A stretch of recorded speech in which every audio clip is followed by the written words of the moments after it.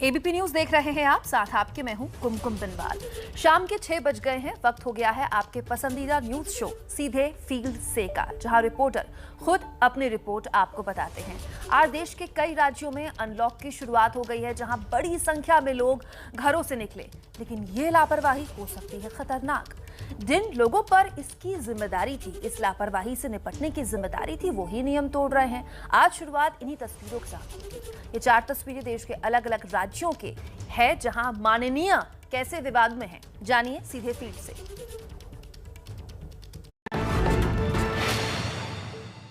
राजस्थान में एक मुस्लिम समाज सेवी के जनाजे में जुट गई भारी भीड़, टूट गए कोरोना प्रोटोकॉल के नियम। राजस्थान के जयपुर में लॉकडाउन की पाबंदियों के बीच जनाजे में ऐसी भीड़ जुटी तो हंगामा मच गया।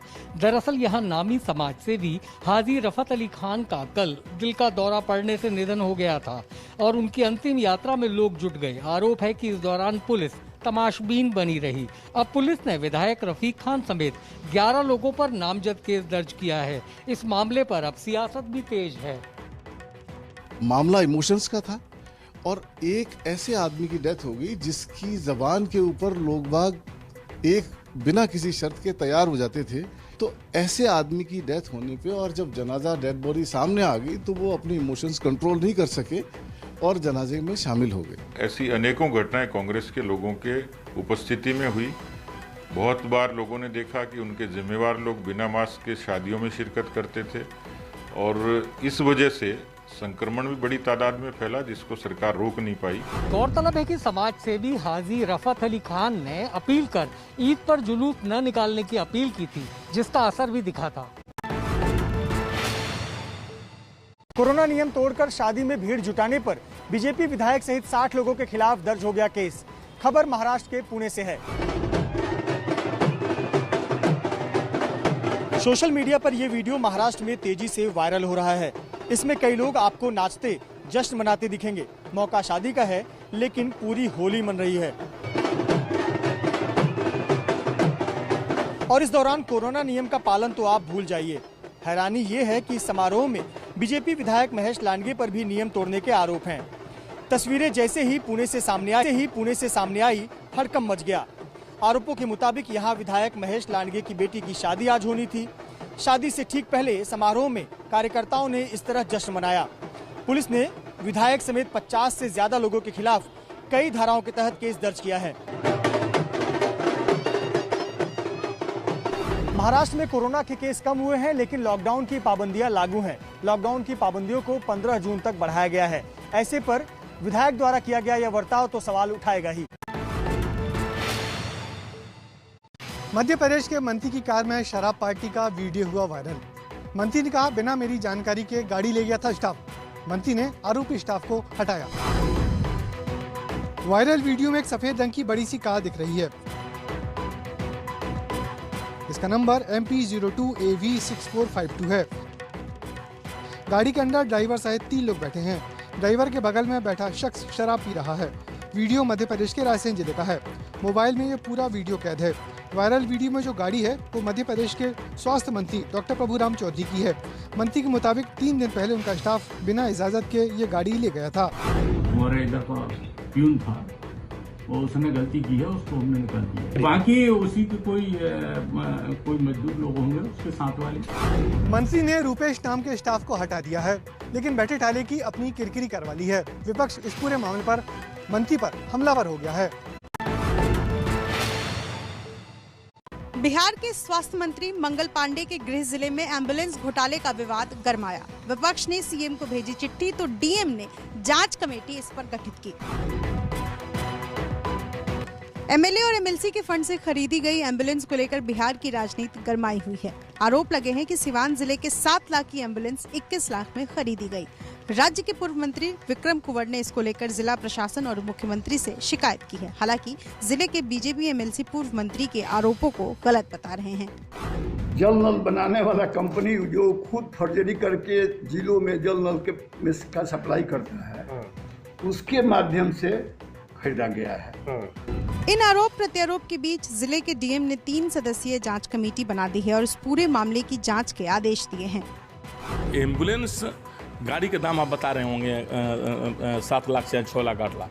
उस गाड़ी में जो वेंटिलेटर लगा हुआ है, ऑक्सीजन सिलेंडर लगा हुआ है, गाड़ी में जो स्टील का एथी लगा हुआ है, स्ट्रक्चर लगा हुआ है, ये सब तो देखना पड़ेगा ना क्या रेट है नहीं है। बिहार की स्वास्थ्य व्यवस्था वैसे भी भगवान भरोसे ही दिखती है और अब कोरोना काल में यहाँ बड़े पैमाने पर अनियमितता के आरोप लगे हैं। सीवान का मामला इसलिए भी गर्म है क्योंकि वो बिहार के स्वास्थ्य मंत्री मंगल पांडे का गृह जिला है। उत्तराखंड के घाट से आई देश को हिलाने वाली तस्वीर। केदार घाट में पानी के पास शवों के बीच घूमते दिखे कुत्ते। ये तस्वीरें इसलिए हमने धुंधली की हैं क्योंकि ये किसी का भी दिल बेचैन कर दे, मन विचलित कर दे। यहाँ अधजले शवों के साथ ऐसी बदसलूकी हुई। माना जा रहा है कि कोरोना की वजह से यहाँ कुछ शवों का सही से अंतिम संस्कार नहीं किया गया। उत्तरकाशी में जैसे ही इंसानी शवों के साथ जानवरों की ये तस्वीर सामने आई, यहाँ प्रशासन पर सवाल उठ गए। अब प्रशासन सफाई और कदम उठाने की बात कर रहा है। काफ़ी लोगों के कुछ अंग छूट गए थे, जो कुत्ते अपने मुंह में लेकर घूम रहे थे, जो मेरे संज्ञान में बीच में आया। डेड बॉडीज अदर छूटी, उसका पूरी तरह जलाएंगे ताकि गंगा भी स्वच्छ रहे और ये बीमारी इस तरह फैल ना पाए। उत्तराखंड से पहले यूपी के प्रयागराज में भी घाट पर शवों के साथ ऐसी ही इंसानियत को शर्मसार करने वाली तस्वीरें आई थी, जिसके बाद यहाँ प्रशासन ने ताबड़तोड़ फैसले लिए। महाराष्ट्र में बच्चों के बीच तेजी से फैलते कोरोना की वजह से मचा हड़कंप। महाराष्ट्र के अहमदनगर में एक महीने में 9,500 बच्चे कोरोना पॉजिटिव हुए। एक महीने में 8,881 बच्चे कोरोना पॉजिटिव। ये आंकड़ा किसी राज्य का नहीं बल्कि सिर्फ एक जिले का है। महाराष्ट्र के अहमदनगर में 8,881 बच्चे कोरोना पॉजिटिव होने की खबर ने हड़कंप मचा दिया है। अहमदनगर प्रशासन ने इस हालात से निपटने के लिए तैयारी शुरू कर दी है। बच्चों के इलाज पर नजर रखने के लिए अलग से एक बोर्ड का गठन किया गया है। इस वायरस की एक स्प्रेडेबिलिटी की वजह से पूरी फैमिली पॉजिटिव होती थी। उसमें 18 साल तक बच्चे छोटे मोटे इसमें घर के अंदर पॉजिटिव होते थे। तीसरी लहर में बच्चों को बचाने की योजना में जुटी उद्धव सरकार को अहमदनगर की घटना ने भी हैरान कर दिया है। कोरोना वायरस को लगातार हरा रहा है देश। पिछले 24 घंटे में अब सिर्फ 1.25 लाख केस ही रोजाना रिपोर्ट हो रहे हैं, लेकिन मृतकों की संख्या अभी भी चिंताजनक है। देश में कोरोना फैलने की रफ्तार तेजी से कम हो रही है। पिछले 24 घंटे में देश में 1,26,649 लोगों की कोरोना रिपोर्ट पॉजिटिव आई। अच्छी बात ये रही कि इससे करीब 2 गुना लोग पिछले 24 घंटे में कोरोना संक्रमण से ठीक भी हुए। नए केस के साथ मौत के आंकड़े भी धीरे धीरे कम आ रहे हैं, लेकिन संख्या अभी भी चिंताजनक है। पिछले 24 घंटे में देश में 2,781 लोगों की जान गई है। दिल्ली और महाराष्ट्र समेत देश के 15 राज्यों में लॉकडाउन वाली पाबंदियां धीरे धीरे खोली जा रही हैं। तो भोपाल 25 दिन बाद अनलॉक हुआ है। इस अनलॉक की खुशियां व्यापारियों के, ग्राहकों के चेहरे पे दिख रही हैं। व्यापारियों ने तैयारी कर रखी है। हम भोपाल के 6 नंबर मार्केट पे हैं और यहाँ देखिए कि यहाँ दुकानों के बाहर ऐसे गोले बनाए जा रहे हैं।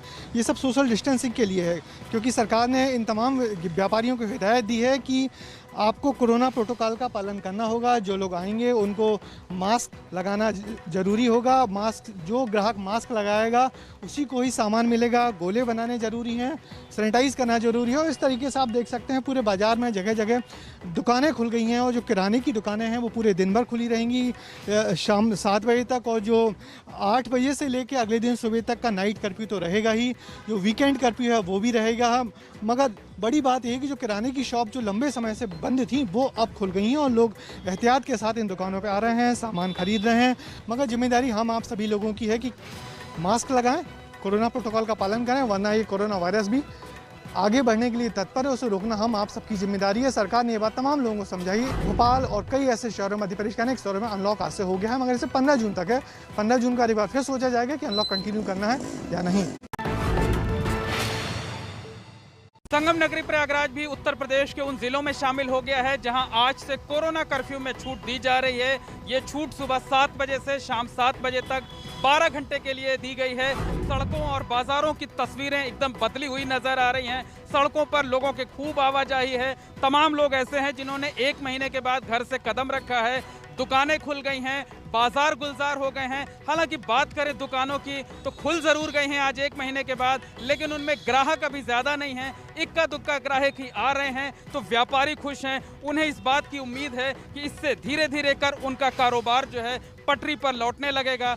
आपको बता दें कि आज 1 महीने के बाद जब बाजार खुले हैं तब भी पुलिस की मुस्तैदी है। आप देख सकते हैं कि चौराहे पर बैरिकेडिंग की गई है। पुलिस वाले लगातार लोगों को रोक रहे हैं, उनकी तलाशी ले रहे हैं। जो लोग बिना मास्क के आ रहे हैं उनका चालान किया जा रहा है। कोरोना का खतरा कम जरूर हुआ है लेकिन अभी पूरी तरीके से खत्म नहीं हुआ है, इसलिए जरूरी काम होने पर ही बाहर निकलें और जब भी घर से बाहर कदम रखें कोविड प्रोटोकॉल का पूरी तरीके से पालन करें।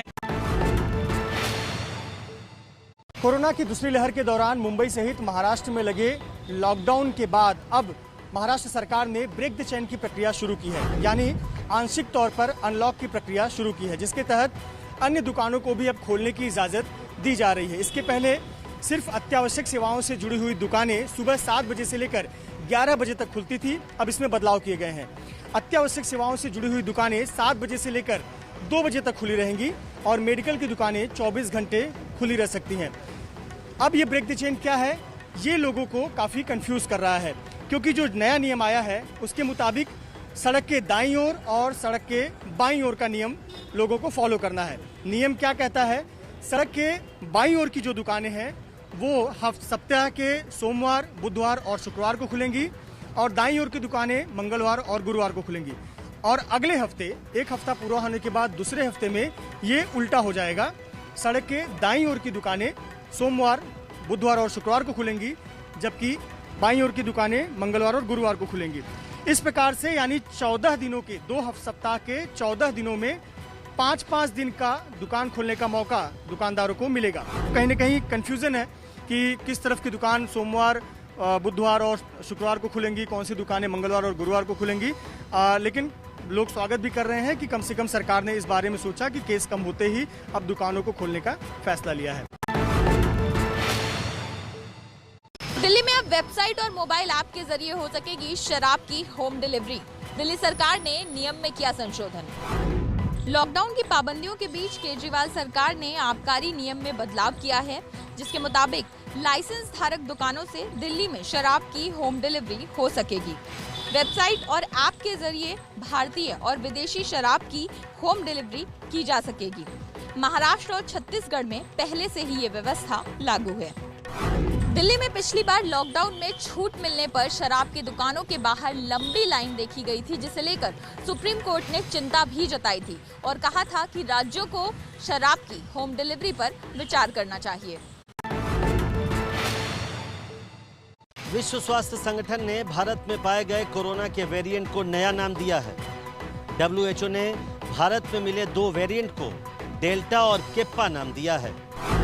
विश्व स्वास्थ्य संगठन ने कोरोना के नए टाइप, जिसे अब तक वेरिएंट ऑफ कंसर्न कहा जा रहा था, उसे नया नाम दिया है। नए नामों के मुताबिक सबसे पहले जो कोरोना वेरिएंट भारत में मिला उसे डेल्टा कहा जाएगा, जबकि इससे पहले मिले वर्जन को केप्पा कहा जाएगा। WHO के मुताबिक इन नए नामों में से मौजूदा वैज्ञानिक नामों पर कोई असर नहीं पड़ने वाला है, बल्कि नए नामों से वैज्ञानिक रिसर्च में मदद ही मिलेगी। गौरतलब है कि विश्व स्वास्थ्य संगठन का ये कदम तब आया है जब भारत में कोरोना वायरस के एक वेरिएंट को भारतीय वेरिएंट कहे जाने पर सियासी संग्राम मचा हुआ है। योग गुरु रामदेव के खिलाफ आज देश के डॉक्टरों ने मनाया ब्लैक डे। देश के कई राज्यों से आए डॉक्टरों के प्रदर्शन की तस्वीरें। हाथों में रामदेव के बयान के खिलाफ पोस्टर के लिए ये डॉक्टर खड़े हैं उधमपुर में। बैंगलोर में तो पीपीई किट पहनकर डॉक्टरों ने रामदेव पर विरोध जताया। दिल्ली के सफदरजंग अस्पताल में भी डॉक्टरों ने इस तरह से प्रदर्शन किया। ये गुस्सा रामदेव के उन्हीं बयानों पर है जिनमें वो एलोपैथी डॉक्टरों पर सवाल उठा रहे हैं। पहले डॉक्टरों का मजाक उड़ाने वाला बयान वायरल हुआ। बाद में रामदेव ने विवाद को एलोपैथी बनाम आयुर्वेदिक करने की कोशिश की, लेकिन विवाद थमा नहीं। हालांकि रामदेव अपना बयान वापस ले चुके हैं। एबीपी न्यूज पर भी उन्होंने अपने बयान पर सफाई दी।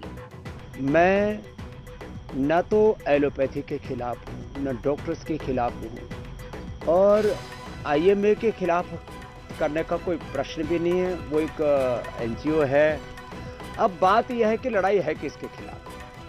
लड़ाई असली है ड्रग माफिया के खिलाफ, जो 2 रुपए की दवा को 2000 रुपए में और कभी कभी तो 10-10 हजार रुपए में बेचते हैं, गैर जरूरी ऑपरेशन करते हैं। साफ है कि रामदेव बयान देते हैं, खेद जताते हुए सफाई देते हैं, लेकिन हर बयान पर एक नया विवाद खड़ा हो जाता है। स्कूल के होमवर्क से परेशान जम्मू कश्मीर की 6 साल की बच्ची ने की PM से शिकायत। वीडियो वायरल होने के बाद उपराज्यपाल ने दिया शिक्षा विभाग को निर्देश। अस्सलाम वालेकुम मोदी साहब, मैं एक लड़की बोल रही हूँ, मैं 6 years old। 6 साल की बच्ची का ये वीडियो सोशल मीडिया पर वायरल है और लाखों लोग इसे देख चुके हैं। वीडियो में प्रधानमंत्री नरेंद्र मोदी से स्कूल में मिलने वाले होमवर्क को लेकर शिकायत की जा रही है। मुझे मैं सुबह उठती हूँ 10 बजे, मुझे दो बजे तक होती है क्लास, एक होती है। वायरल वीडियो की जानकारी मिलने के बाद उपराज्यपाल मनोज सिन्हा ने राज्य के स्कूल शिक्षा विभाग को 48 घंटे में होमवर्क का बोझ कम करने को लेकर नियम बनाने का आदेश दिया है। बच्ची शिकायत कर रही है कि ऑनलाइन क्लास और होमवर्क की वजह से उसकी उम्र के बच्चों को ज्यादा काम करना पड़ रहा है। छोटे बच्चों को इतना काम क्यों रखते हैं मोदी साहब? कोरोना की वजह से इन दिनों देश में स्कूल बंद है, बच्चों की ऑनलाइन क्लासेस हो रही है और ऐसे में घर पर ही पढ़ाई और होमवर्क की वजह से बच्चे परेशान हो रहे हैं। पंजाब कांग्रेस की राजनीति में कैप्टन अमरिंदर सिंह और नवजोत सिंह सिद्धू के बीच का विवाद थमता हुआ नजर नहीं आ रहा। सोनिया गांधी की बनाई हुई कमेटी से मिलने के बाद नवजोत सिंह सिद्धू ने कहा, पूरी बुलंदी के साथ अपनी आवाज आला कमान तक पहुंचा दी है, जो स्टैंड था वो है और रहेगा। सत्य प्रताड़ित हो जाता है, पराजित नहीं होता। योद्धा वही जो जूझे रण के अंदर, मित्र वही जो समय पे काम आए, योगी यति मानव की मति, सत्य के मार्ग पे चल के ही परम पद पाए। पंजाब के सच और हक की आवाज मैंने हाई कमांड को बुलंद आवाज में बताई है। जीतेगा पंजाब, पंजाब को जिताना है।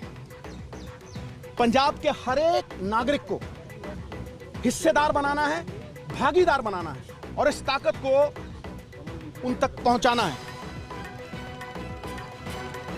और हर पंजाब विरोधी ताकत को हराना है। केंद्रीय नेतृत्व द्वारा बनाए गए उच्च स्तरीय पैनल से दिल्ली में मुलाकात के बाद पंजाब के पूर्व मंत्री नवजोत सिंह सिद्धू ने ये बातें कही। पंजाब में अगले साल की शुरुआत में चुनाव होने हैं और उससे पहले पार्टी का झगड़ा पंजाब से दिल्ली पहुंच चुका है। कल से ही पार्टी के विधायक केंद्रीय नेतृत्व से मिलकर अपनी बातें कह रहे हैं। पंजाब के विधायकों का एक बड़ा तबका कैप्टन अमरिंदर सिंह के कामकाज से नाराज है और उन सब में सबसे बड़ा चेहरा नवजोत सिंह सिद्धू का है। कांग्रेस नेतृत्व को उम्मीद है कि बातचीत से विवाद को सुलझा लिया जाएगा, लेकिन नेताओं की बगावत अगर नहीं थमी तो चुनाव में कांग्रेस को लेने के देने पड़ सकते हैं।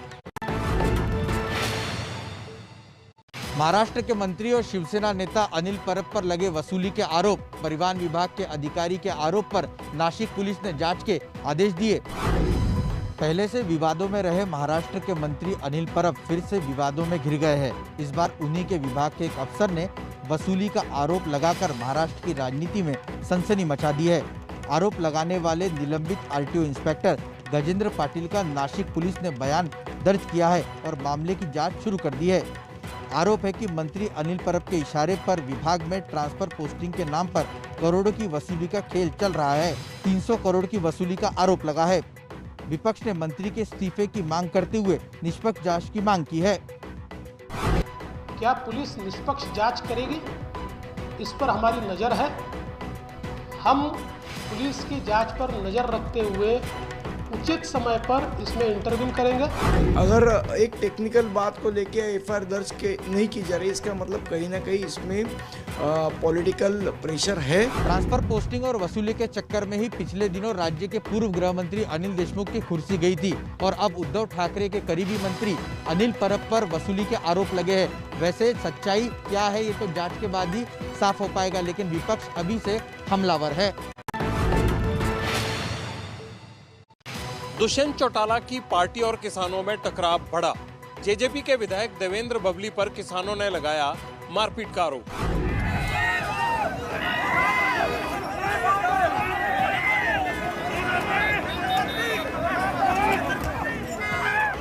ये हंगामा हो रहा है हरियाणा के टोहाना में। यहाँ अस्पताल में दिव्यांग बच्चों का टीकाकरण होना था, जिसमें बीजेपी के विधायक देवेंद्र बबली का विरोध करने का ऐलान किसानों ने किया था और इसी मुद्दे पर विधायक और किसानों के गुट में बहस हुई, झड़प हुई, मारपीट तक हो गई। किसानों ने आरोप लगाया है कि विधायक देवेंद्र बबली ने अपने आदमी बुलाकर विरोध कर रहे किसानों को पिटवाया।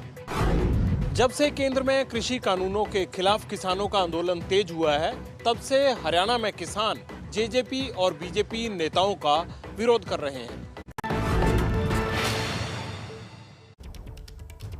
इस वक्त की बड़ी खबर आपके सामने रख दें। बोर्ड परीक्षाएं होंगी कि नहीं होंगी, इसको लेकर प्रधानमंत्री नरेंद्र मोदी की बैठक शुरू हो चुकी है। इस बैठक में सीबीएसई के चेयरमैन मौजूद हैं। इसके अलावा रक्षा मंत्री राजनाथ सिंह और प्रकाश जावड़ेकर भी बैठक में शामिल हैं। इस महत्वपूर्ण बैठक में 12वीं के एग्जाम्स को लेकर मंथन जारी है। कोरोना संकट में किस तरह एग्जाम करवाए जाएं कि ना करवाए जाएं, इसको लेकर फैसला लिया जा सकता है, ऐसी उम्मीद है।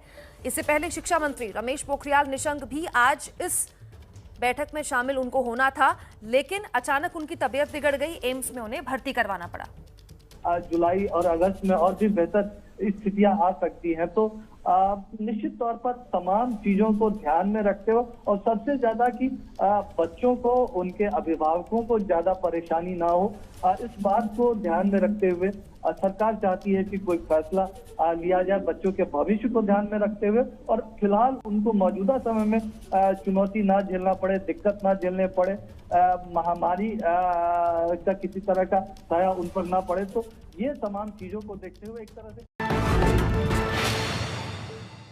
केंद्र सरकार और पश्चिम बंगाल सरकार में टकरार बरकरार। मुख्य सचिव से मुख्य सलाहकार बने ममता के अफसर आलापन बंदोपाध्याय पर लगभग अब कार्रवाई की तैयारी में है केंद्र ने बंगाल की मुख्यमंत्री ममता बनर्जी के लिए नए मुख्य सलाहकार आलापन बंदोपाध्याय पर जैसे कार्रवाई करने की तैयारी कर ली है। प्रधानमंत्री नरेंद्र मोदी की बैठक से गायब रहने पर केंद्र ने आलापन को कारण बताओ नोटिस भेजा है, जिस पर उन्हें 3 दिन के भीतर जवाब देना होगा। इस विवाद पर आज केंद्र सरकार ने तस्वीर भी साफ की। कहा, मोदी की मीटिंग में ममता के साथ मुख्य सचिव काफी देर से पहुंचे। उन्हें फोन किया गया लेकिन जवाब नहीं मिला। ऐसे में उनकी लापरवाही को हल्के में नहीं लिया जा सकता। इससे पहले केंद्र सरकार ने पश्चिम बंगाल के मुख्य सचिव आलापन बंदोपाध्याय को दिल्ली रिपोर्ट करने को कहा था, लेकिन आलापन बंदोपाध्याय रिटायर हो गए और ममता बनर्जी ने उन्हें मुख्य सलाहकार बना दिया। अब ये विवाद थमता नजर नहीं आ रहा है। लोकप्रिय टीवी सीरियल ये रिश्ता क्या कहलाता है में मुख्य किरदार निभा चुके करण मेहरा हो गए हैं गिरफ्तार।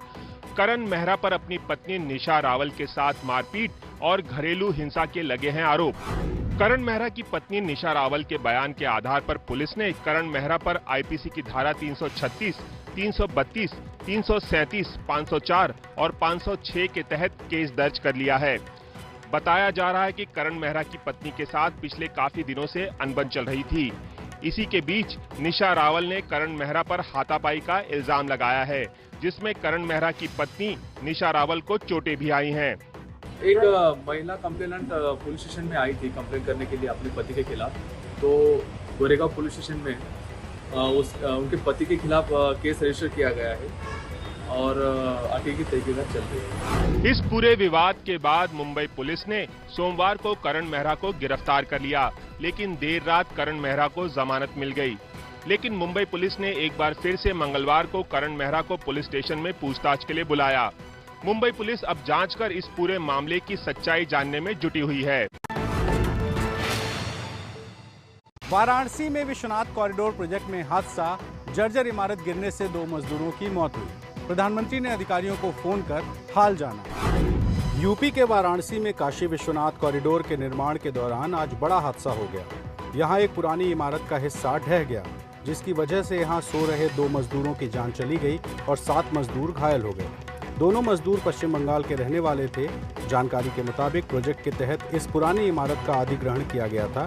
ये इमारत एक हॉस्टल की थी। काशी के इस कॉरिडोर प्रोजेक्ट में काशी विश्वनाथ मंदिर, मणिकर्णिका घाट और ललिता घाट के बीच में 25,000 वर्ग मीटर इलाके में निर्माण चल रहा है। इसमें फूड स्ट्रीट, रिवर फ्रंट और बनारस की तंग गलियों के चौड़ीकरण का काम किया जा रहा है। अयोध्या में बन रहे भगवान राम के मंदिर के निर्माण का काम तेजी से चल रहा है। पहली बार निर्माण की तस्वीरें सामने आई हैं। जेसीबी मशीनें जिस पवित्र जमीन को समतल कर रही हैं, वहीं राम मंदिर की नींव रखी जा रही है। कोरोना नियमों के पालन के साथ यहां निर्माण का काम तेजी से चल रहा है। यहां नींव को कई परतों में तैयार किया जा रहा है। अब तक 6 परतें तैयार हुई हैं और 44 परतें बननी हैं। नींव समय पर पूरी हो सके, इसके लिए मजदूर 2 शिफ्ट में काम कर रहे हैं। मंदिर ट्रस्ट का दावा है कि अगस्त महीने तक नींव बनने का काम पूरा हो जाएगा। 400 फीट लंबा, 300 फीट चौड़ा और 50 फीट गहरी बुनियाद के लिए खोदे गए स्थल को भर दिया जाएगा। पीएम मोदी ने मंदिर निर्माण के लिए जिस जगह पर भूमि पूजन किया था, उस जगह से मलबा हटाया जा रहा है और साथ ही जमीन को समतल करने का काम किया जा रहा है। मॉनसून आने में अभी 2 दिन का वक्त बाकी, लेकिन दिल्ली एनसीआर में बीती रात बदला रहा मौसम। दिल्ली में बीती रात ऐसे ही बारिश होती रही। चंडीगढ़ में भी कल शाम से मौसम बदला रहा। यूपी में नोएडा समेत कई जिले कल शाम से रात भर तक बारिश में भीगते रहे। बेमौसम की बारिश और तेज हवाओं की वजह से दिल्ली में कई जगह पेड़ गिर गए। रात से ही पेड़ों को हटाकर रास्ते खोलने का काम चलता रहा। जिलों से भी पेड़ गिरने की तस्वीरें आईं। मौसम विभाग के मुताबिक अगले कुछ दिन इसी तरह दिल्ली एनसीआर में मौसम बदला रहेगा। फिलहाल इस बारिश से दिल्ली में गर्मी से थोड़ी राहत जरूर मिली है। मौसम विभाग के मुताबिक 2 दिन बाद केरल और दक्षिण भारत के तटीय इलाकों से टकराएगा मॉनसून। इस बार बारिश सामान्य होने का अनुमान है।